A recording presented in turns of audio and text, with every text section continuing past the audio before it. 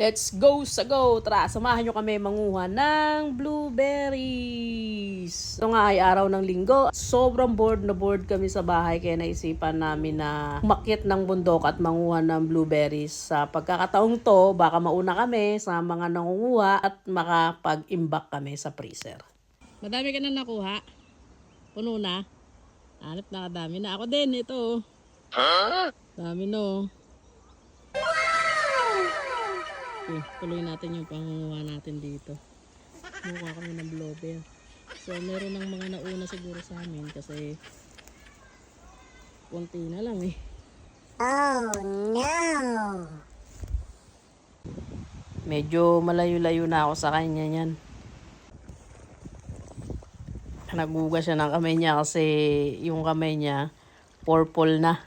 Iba na yung kulay dahil sa blueberry. Tinawag siyang blueberry pero yung kulay niya is purple. Hindi pa yun matatanggal ngayon kulay niyan. Sige, zoom ko para makita nyo yung itsura ng blueberry na nasa puno na yan. Iba kasi yung blueberry na nabibili natin sa tindahan.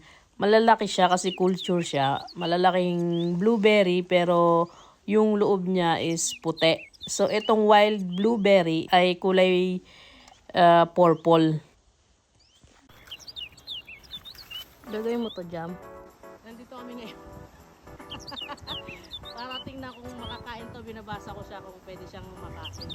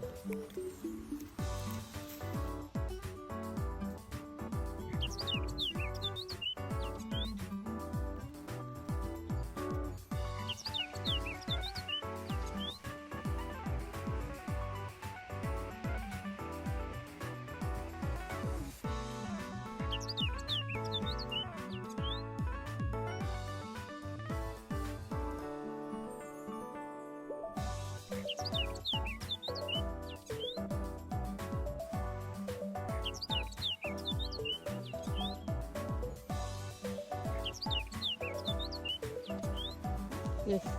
At ito nga, tapos na kaming mag-picking ng blueberry. Ngayon bababa na kami ng bundok para naman sa pagluluto namin ng hapunan.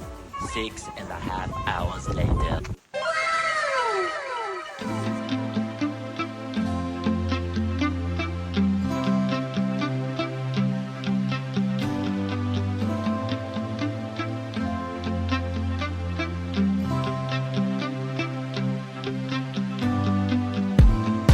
Bangus ang aming hapunan. Magpiprito ako ng isang bangus. Tapos yung isang bangus ihawin namin. Ito ang paborito naming tambayan place na to. Kasi bukod sa nakatambay ka na, makaswerte ka, makahuli ka pa ng isda.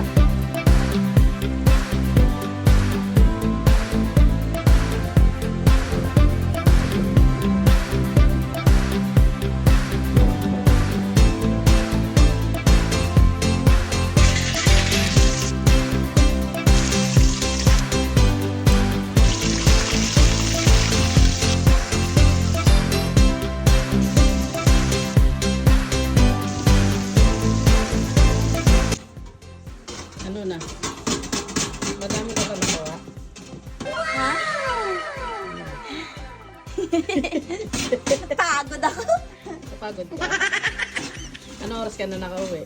Babe, alas 9, alas 10 na kita. Ito yung nakuha niya. Dami yan. Kaya ba lang? O kaya? Kaya. Nagugas na ako eh. Look guys, see? Wow. Damo na siya. What? Gibabad ko ano siya sa may ano. Saan mo binabad yan? Sa may baking soda para maano yung kanyang ano. Ano? Yan. Bata. Hindi, yung ano siya, this and say. Naano ko yan siya sa ano. Tapos, anong gagawin mo dyan? Ha? Anong gagawin mo sa mga ganyan? Ano lang? I-smoothie natin yan. Smoothie.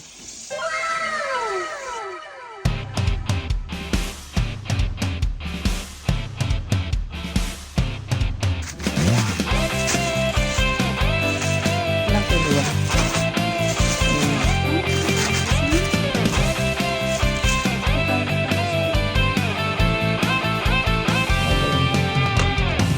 Matamis na.